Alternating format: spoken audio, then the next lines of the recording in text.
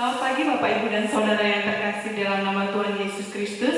Selamat melaksanakan ibadah di rumah kita masing-masing pada hari Minggu ini, tanggal 31 Mei 2020. Minggu ini bertepatan dengan Minggu Pentakosta. Sebelum kita memasuki ibadah ini, marilah kita masing-masing mengambil saat teduh sejenak.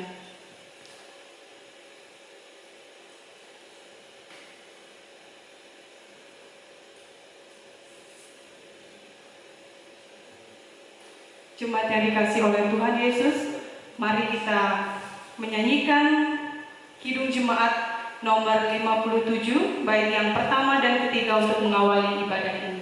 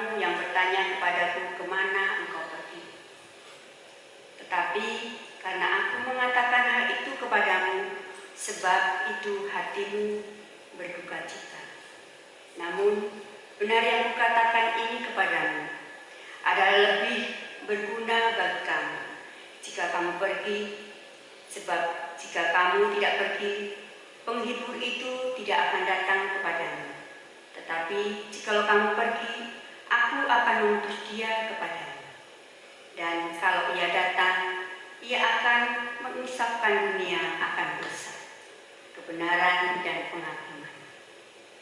Akan dosa karena mereka tetap tidak percaya kepadaku. Akan kebenaran karena aku pergi kepada Bapa dan kamu tidak melihat aku lagi. Akan kehakiman karena penguasa dunia ini telah dihukum. Masih banyak hal yang harus dikutakan kepadamu, tetapi sekarang kamu belum dapat menanggungnya. Tetapi apabila ia datang, yaitu Roh kebenaran, ia akan memimpin kamu ke dalam seluruh kebenaran. Sebab ia tidak akan berkata-kata dari dirinya sendiri, tetapi segala sesuatu yang didengarnya itulah yang akan dikatakan. Dan ia akan memberitakan kepadamu hal-hal yang akan datang. Ia akan memuliakan kamu, sebab ia akan memberitakan kepadamu apa yang diterimanya daripadaku. Segala sesuatu yang Bapa punya adalah aku punya. Sebab itu aku berkata, ia akan memberitakan kepadamu apa yang diterima daripadaku. Demikianlah sabda pemimpin kita untuk pagi hari ini. Mari kita tanggapi sabda pembimbing dengan memuji nama Tuhan dengan menyanyikan Kidung Jemaat nomor 235. Kita nyanyikan bait yang pertama dan ketiga.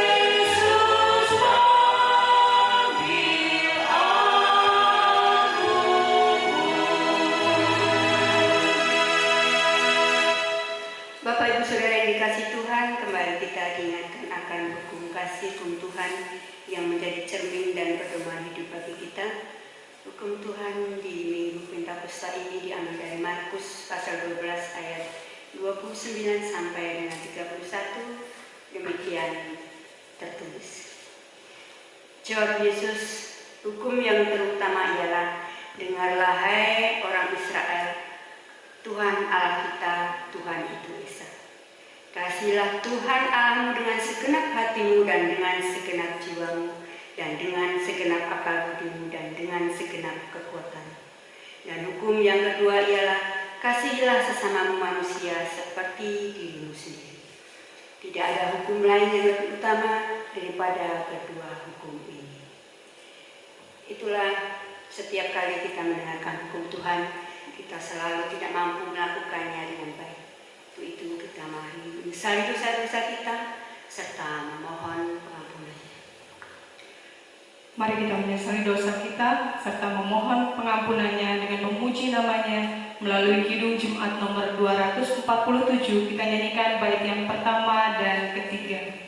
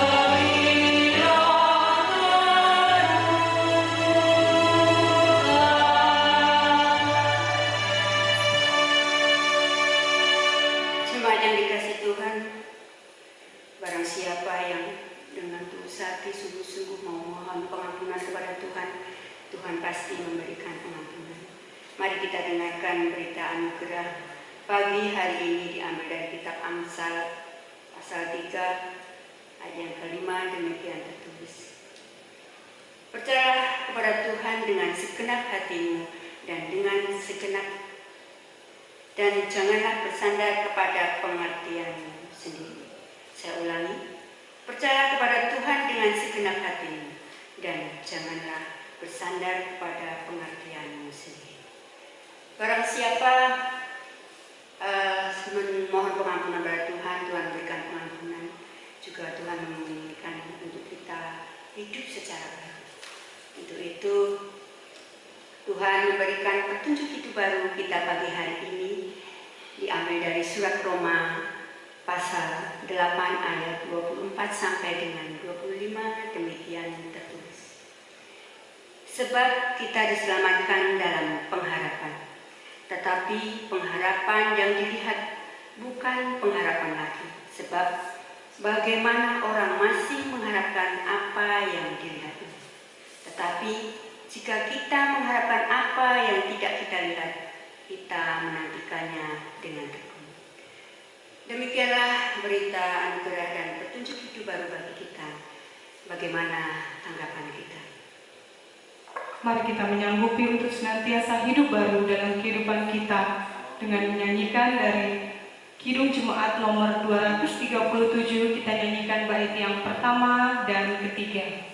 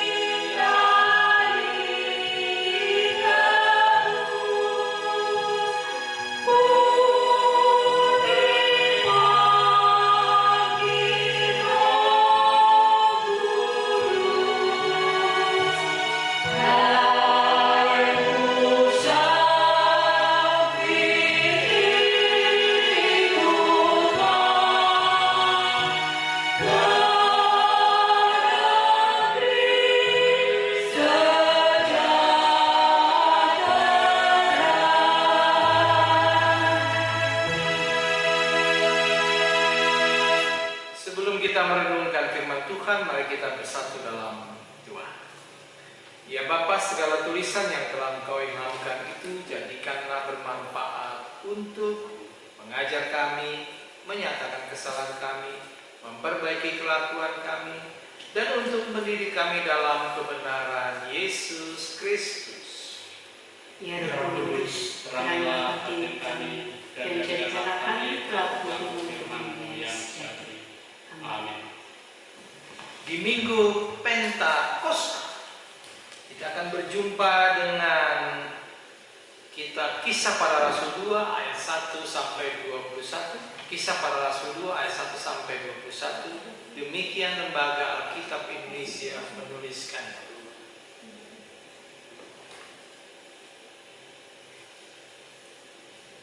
Kisah Para Rasul pasal 2 ayat 1 sampai dengan 21. LAI memberi judul Pentakosta. Ketika tiba hari Pentakosta, semua orang percaya berkumpul di satu tempat.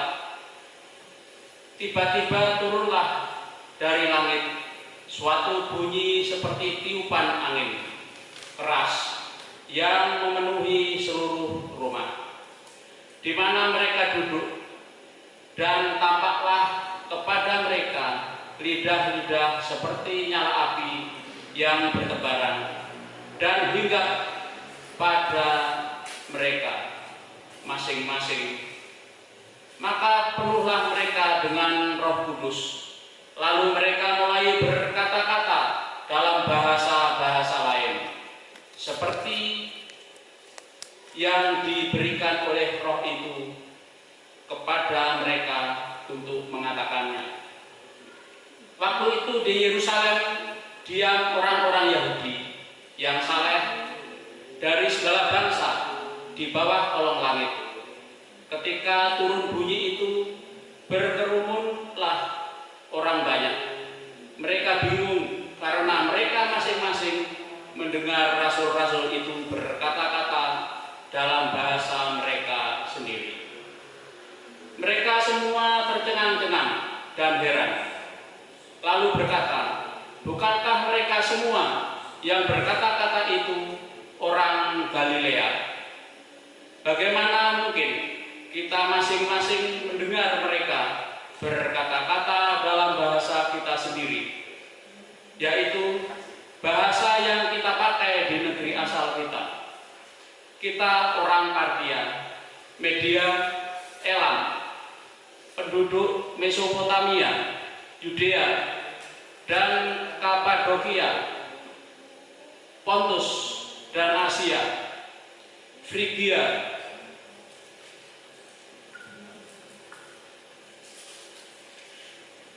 dan Pamfilia, Mesir, dan daerah-daerah Libya yang berdekatan dengan Kirene. Pendatang-pendatang dari Roma, baik orang Yahudi maupun penganut agama Yahudi, orang Kreta dan orang Arab, kita mendengar mereka berkata-kata dalam bahasa kita sendiri tentang perbuatan-perbuatan besar yang dilakukan Allah. Mereka semuanya tercengang-cengang dan sangat termangu-mangu sambil berkata seorang kepada yang lain, apakah artinya ini?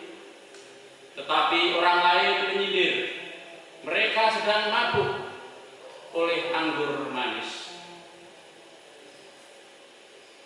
Khotbah Petrus. Maka bangkitlah Petrus berdiri dengan ke-11 rasul itu, dan dengan suara nyaring ia berkata kepada mereka, hai kamu orang Yahudi dan kamu semua yang tinggal di Yerusalem, ketahuilah dan camkanlah perkataanku ini. Orang-orang ini tidak mabuk seperti yang kamu sangka, karena hari baru pukul 9, tetapi itulah yang difirmankan Allah dengan perantaraan Nabi Yoel. Akan terjadi pada hari-hari terakhir. Demikianlah firman Allah, bahwa aku akan mencurahkan rohku ke atas semua manusia, maka anak-anakmu laki-laki dan perempuan akan bernubuat, dan teruna-terunamu akan mendapat penglihatan, dan orang-orangmu yang tua akan mendapat mimpi. Juga ke atas hamba-hambaku laki-laki dan perempuan akan kucurahkan rohku pada hari-hari itu, dan mereka akan bernubuat, dan aku akan mengadakan mujizat-mujizat di atas, di langit, dan tanda-tanda di bawah di bumi, darah dan api, dan gumpalan-gumpalan asap. Matahari akan berubah menjadi gelap gulita, dan bulan menjadi darah sebelum datangnya hari Tuhan, hari yang besar dan mulia itu. Dan barang siapa yang berseru kepada nama Tuhan akan diselamatkan.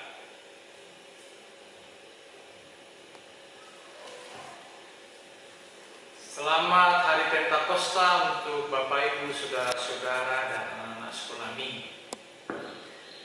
Minggu ini kita akan memasuki Minggu Pentakosta, Minggu ke-50 setelah kita menghitungnya dari kebangkitan Yesus. Minggu Pentakosta menjadi perayaan hari besar kelima sesuai dengan 5 jari kita.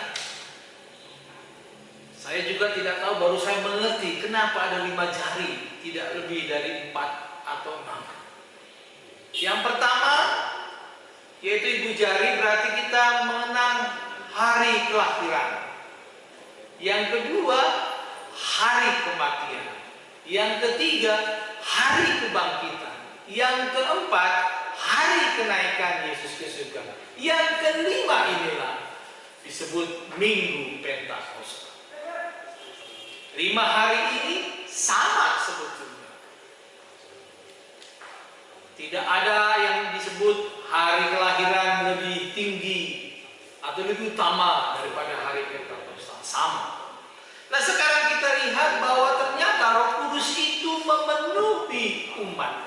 Artinya kita dipenuhi oleh Roh Kudus. Siapa sih Roh Kudus itu? Roh Kudus itu yaitu Yesus Kristus. Roh Kudus itu juga adalah Allah Pencipta. Mari kita lihat apa yang terjadi di Hari Raya Pentakosta. Bahwa Hari Raya Pentakosta ini berlatar belakang 2 peristiwa. Yang pertama, mengenang peristiwa keluarnya bangsa Israel dari perbudakan Mesir. Bagi orang Yahudi, di momen Pentakosta ini menjadi hitungan yang sangat penting. Hari Raya Pentakosta ini dilatar belakangi oleh 2 peristiwa. Yang pertama, mengenang peristiwa keluarnya bangsa Israel dari Mesir. Kenapa? Kita harus kenang itu. Bahkan setelah umat Israel bebas dari perbudakan Mesir, maka Tuhan mengenangnya sebagai hari Paskah. Passover atau Paskah. Tidak disebut Easter, Happy Easter, tidak, tetapi lebih cenderung ke Passover, kata bahasa aslinya. Yaitu 50 hari setelah peristiwa itu Tuhan memberikan 10 perintah Allah di Gunung Sinai. Yang kedua, bahwa dipenuhinya kita oleh Roh Kudus adalah juga menjadi kesempatan kita untuk melihat bahwa ada penggenapan nubuatan Nabi Yoel. Kalau tadi yang pertama, bahwa peristiwa Pentakosta dikaitkan dengan peristiwa keluarnya bangsa Israel dari Mesir. Lalu yang kedua, diingatkan kembali bahwa setelah itu ada 50 hari dalam tradisi Perjanjian Lama, yaitu panen besar-besaran. Nah, sekarang yang kedua, pencurahan Roh Kudus yang pada satu sisi adalah bagian dari penggenapan nubuatan Nabi Yoel. Kenapa? Sebab Nabi Yoel bernubuat bahwa Allah akan mencurahkan rohnya untuk kita. Nabi Yoel mengatakan bahwa Allah mencurahkan rohnya atas orang-orang dan bahwa mereka boleh mengalami hidup yang dibaharui. Ketiga, Pentakosta ini juga menjadi kepenuhan roh Allah bagi manusia. Kata kepenuhan atau penuhlah itu berarti menandakan bahwa Allah berkuasa mutlak atas diri kita manusia dan seluruh ciptaan. Itu yang ketiga. Nah, sekarang ketika seseorang dipenuhi oleh Roh Kudus, maka akal sehat kita, hati kita, pikiran kita dipersatukan dengan kuasa dan kehendak Allah, sehingga orang tersebut akan menerima keadaan dan tetap kuat dalam menjalani hidup, menjalani penderitaan. Nah, sekarang kita akan dalami apa yang dimaksud dengan Roh Kudus memenuhi umatnya. Apa yang dimaksud dengan Roh Kudus memenuhi umatnya? Sebelum kita masuk yang pertama, saya mau menjelaskan dulu kepada Bapak Ibu, saudara-saudara pemuda dan juga anak-anak. Dalam bahasa lama, Roh Kudus disebut Rohul Kudus. Tetapi sekarang tidak boleh kita bilang Roh Kudus. Roh Kudus, Rohul ternyata mengandung arti jamak. Jadi tidak ada disebutkan turunnya Roh Kudus, tapi Roh Kudus. Nah, sekarang kita cermati. Yang pertama, orang yang dipenuhi Roh Kudus berarti orang yang mampu berkata-kata dengan bahasa lain dan bukan berbahasa. Nah, sekarang kita cermati. Kebanyakan orang karismatik menganggap bahwa semua orang Kristen yang dibaptis Roh Kudus, apalagi dipenuhi Roh Kudus, pasti berbicara dalam bahasa. Itu menurut orang karismatik. Dasarnya kitab suci yang sering dipakai ketika orang karismatik adalah orang yang kepenuhan Roh Kudus. Padahal yang dimaksud dalam teks ini untuk orang yang karismatik artinya orang yang bisa berbahasa roh, orang yang karismatik yang bisa berbahasa roh, maka dia mampu bertutur kata dalam bahasa. Pada saat orang mencampur adukkan antara bahasa roh pada hari Pentakosta dengan bahasa lain, akibatnya tidak sedikit orang yang mempunyai karunia seperti para rasul. Padahal itu sebenarnya dua hal yang mempunyai makna dan latar belakang berbeda. Contoh, pada hari Pentakosta ada karunia berbicara dalam bahasa lain. Sedangkan di jemaat Korintus, karunia untuk berkata-kata dalam bahasa roh itu jelas ada. Tetapi pada Pentakosta semua mulai berbicara dengan bahasa-bahasa lain. Sedangkan di Korintus tidak semua orang percaya mampu berbahasa. Pada Pentakosta bahasa yang diucapkan itu mudah dimengerti oleh semua orang dan mereka heran tercengang-cengang. Sedangkan di Korintus bahasa yang diucapkan itu tidak dimengerti oleh seorang pun.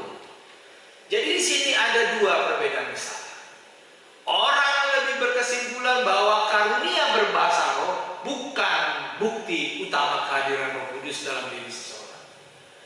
Bukti paling utama adalah buah-buah roh.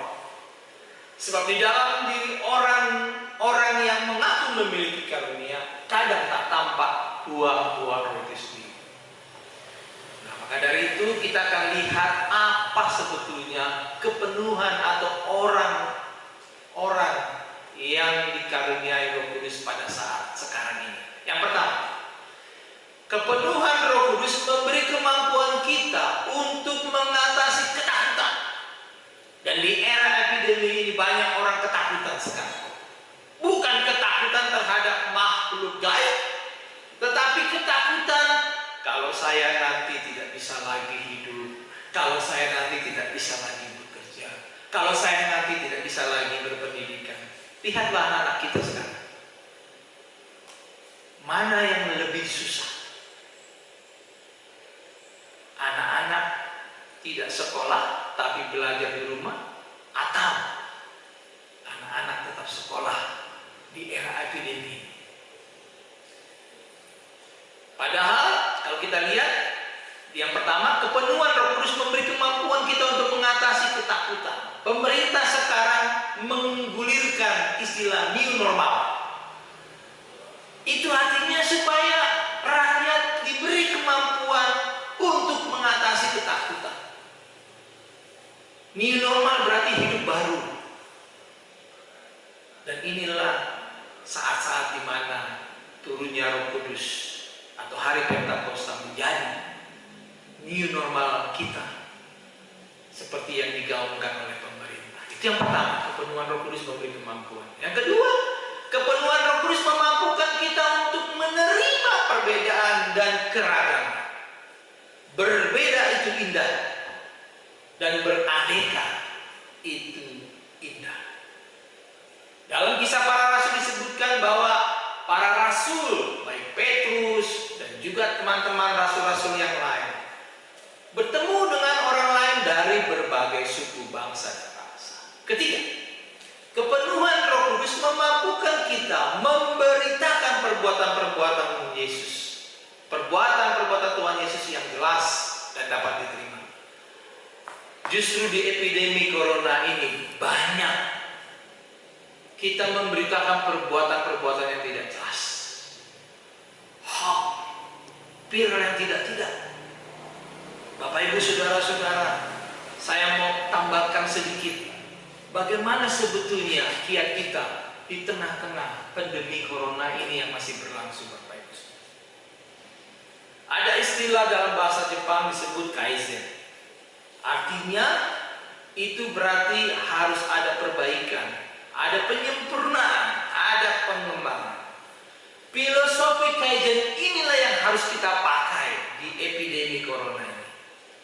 Yaitu kesadaran bahwa kita tidak boleh merasa puas pada diri sendiri. Dan manusia membutuhkan yang namanya intentional effort, yang artinya berkembang baik dari hari ke hari. Ini yang menjadi kekuatan kita sebetulnya di saat kita merayakan hari Pentakosta.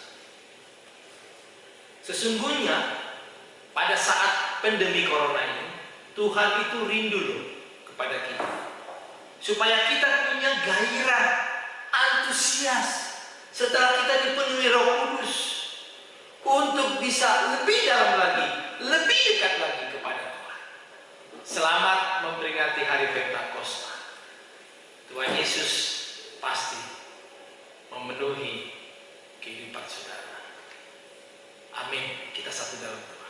Bapa di surga, terima kasih ya Tuhan. Kami sudah mendengarkan firman-Mu dan membaca firman-Mu. Kami percaya bahwa di hari Pentakosta ini kami boleh punya antusias dan kegairahan yang baru. New normal, hidup yang baru yang dipenuhi oleh Roh Kudus. Tolonglah kami ya Tuhan. Dalam nama Yesus kami naikkan ungkapan syukur kami. Amin. Mari jemaat kita menanggapi sabda Tuhan dengan memuji dari Kidung Jemaat nomor 393. Kita nyanyikan bait yang pertama dan ketiga.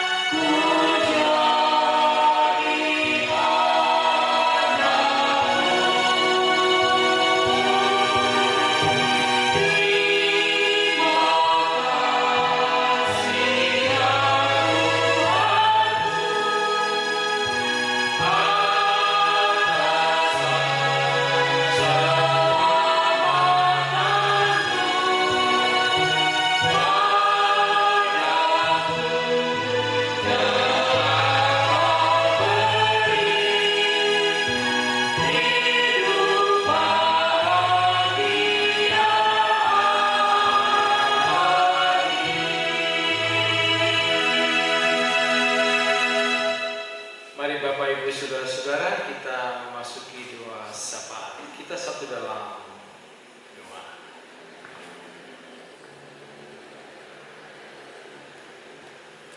Mari bersyukur dan berterima kasih ya Tuhan, oleh karena di hari yang indah ini, di Minggu Pentakosta ini, kami masih diberi kekuatan hidup, kesehatan, sehingga kami bisa bersama-sama beribadah di rumah dan juga menjadi persiapan diri kami nantinya ya Tuhan, untuk bisa berdamai dengan corona, memasuki new normal hidup baru yang disarankan oleh pemerintah dengan menjaga tetap protokol kesehatan. Kami mohon belas kasih-Mu Tuhan.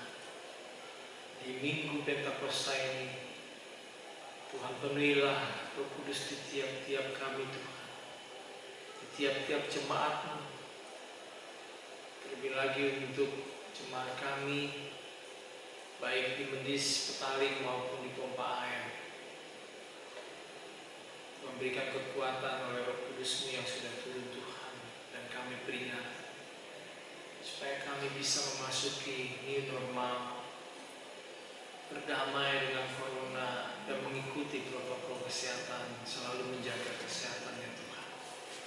Kami bawa juga seluruh jemaat kami yang masih bergumul dengan pergumulan hidupnya, imannya, ekonomi rumah tangganya, maupun yang bergumul karena sakit penyakit, baik yang karena lanjut usia maupun penyakit yang menerpa pada diri kami masing-masing. Biarlah Roh Kudus memenuhi dalam hidup kami dan memberikan kesembuhan. Kami juga berdoa untuk bangsa dan negara kami, khususnya untuk pemerintah, Bapak Presiden Joko Widodo dan Bapak Kiai Haji Ma'ruf Amin, Wakil Presiden dan seluruh jajarannya, sampai tingkat provinsi, pemerintah kota, tingkat camat, dan tingkat RT Tuhan, supaya kami sama-sama bahu-membahu untuk mematuhi protokol kesehatan, sehingga kami bisa melewati pandemi corona ini Tuhan. Beri kesempatan kami juga untuk mensyukuri oleh karena Tuhan yang masih memberi kekuatan. Kami percaya api Pentakosta ini menyemangati kami untuk terus tetap berkarya di tengah-tengah pandemi corona ini Tuhan. Mengasihi orang lain di sekitar kami yang berkekurangan, dan terlebih lagi Tuhan, berbagi kepada mereka Tuhan. Inilah ungkapan syukur untuk doa syukur kami Tuhan. Doa syafaat pribadi kami dan doa syafaat kami, sempurnakanlah hanya di dalam nama Tuhan Yesus Kristus Juru Selamat kami. Amin. Mari saudara-saudara, kita akan memasuki persembahan, dan nas persembahan kita adalah Roma 11 ayat 36. Berbunyi demikian, sebab segala sesuatu adalah dari Dia, dan oleh Dia, dan kepada Dia. Bagi Dialah kemuliaan sampai selama-lamanya. Kita nyanyikan Kidung Jemaat 302.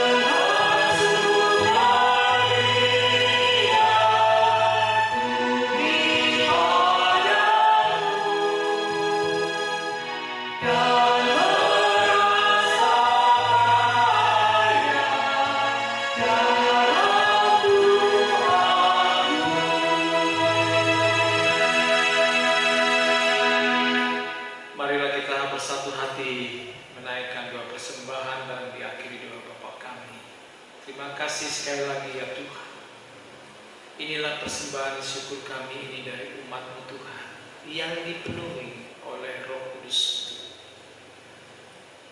Jadikanlah persembahan syukur kami ini Tuhan menjadi dupa yang harum di hadapan-Mu. Pakailah dan pergunakanlah persembahan syukur kami ini yang dikelola oleh tangan-tangan para majelis untuk pelayanan kerajaan di tengah-tengah dunia ini Tuhan. Terpujilah nama-Mu Tuhan, dalam nama Yesus Kristus kami ucapkan doa Bapa kami seperti yang Kau ajarkan. Bapa kami di surga, dikuduskanlah nama-Mu, datanglah kerajaan-Mu, jadilah kehendak-Mu di bumi seperti di surga. Berilah kami pada hari ini makanan kami yang secukupnya, dan ampunilah kami akan kesalahan kami, seperti kami juga mengampuni orang yang bersalah kepada kami. Dan janganlah membawa kami ke dalam pencobaan, tetapi lepaskanlah kami dari yang jahat. Karena Engkau yang punya kerajaan dan kuasa dan kemuliaan sampai selama-lamanya. Amin. Marilah kita akhiri ibadah Minggu Pentakosta ini dengan menerima berkat dari Tuhan. Tuhan memberkati engkau dan melindungi engkau. Tuhan menyinari engkau dengan wajahnya dan memberi engkau kasih karunia. Tuhan menghadapkan wajahnya kepadamu dan memberi engkau damai sejahtera. Amin.